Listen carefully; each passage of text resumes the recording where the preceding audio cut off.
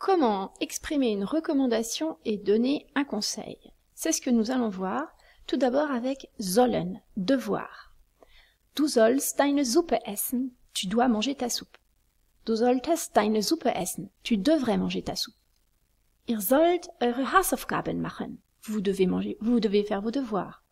Ihr solltet eure Hausaufgaben machen, vous devriez faire vos devoirs. Sie sollen ins Bett gehen, vous devez aller au lit. Sie sollten ins Bett gehen, vous devriez aller au lit.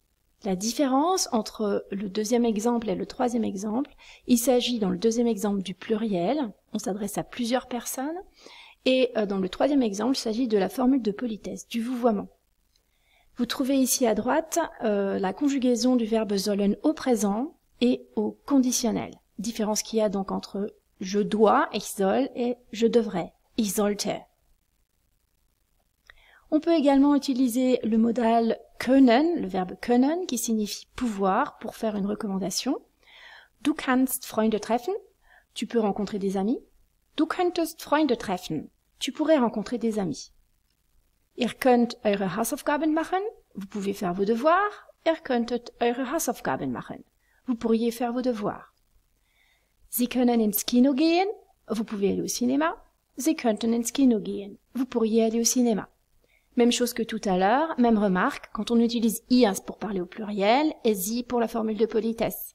Même chose que pour sollen, le modal können, pour faire des phrases avec, donc on place en deuxième position le verbe conjugué, donc können dans ce cas-là, mais également pour sollen qu'on a vu avant, et le verbe à l'infinitif se place tout à la fin de la phrase.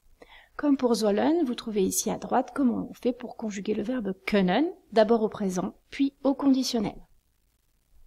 On peut également utiliser l'impératif pour donner un ordre, mais pour donner une recommandation ou un conseil. Exemple, quand on s'adresse à une seule personne, geh ins Kino, va au cinéma. Macht schnell eure Hausaufgaben, faites vite vos devoirs.